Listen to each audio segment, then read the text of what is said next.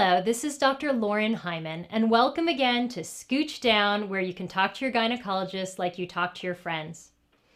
A lot of women come to my office with complaints of bleeding, and some of the different things we look for to see if this might be causing the bleeding is a problem with the uterus. We look for fibroids, we look for polyps. Many women are wondering what the difference is between a fibroid and a polyp. We're going to discuss that. Both of these conditions are situations in which one cell has divided over and over and over again to make a benign growth. A fibroid is a situation in which a cell from the muscle of the uterine wall has started to divide. It's made almost a rubber cement ball. This rubber cement ball can be in the outer aspect of the uterus, where it changes the outer shape or contour of the uterus and actually can push on the bladder or on the bowel.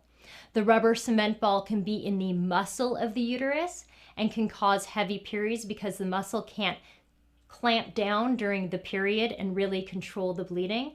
And this fibroid can be in the lining of the uterus, where heavy bleeding occurs during periods, again because there's a defect in the lining, and when the period sheds, when the lining of the uterus sheds, the fibroid causes the shedding to be heavy. A polyp is where a single cell divides and divides and divides, but the cell of origin is not from the muscle of the uterus, it's from the lining of the uterus. And there is almost a finger-like projection coming out from the lining of the uterus from this growth. That finger-like projection can be anywhere in the wall of the uterus, and it can even be poking out of the cervix. So when a doctor does the evaluation for heavy bleeding and she puts in a speculum, sometimes she actually sees the polyp coming out through the cervix. The origin of that polyp can be even in the endocervical tissue.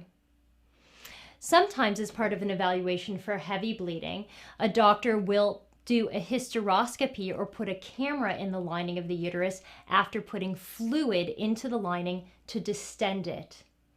If there is a fibroid that's pushing into the canal, that can be noticed. And if there's a polyp in the canal coming out of the lining, that also can be noticed.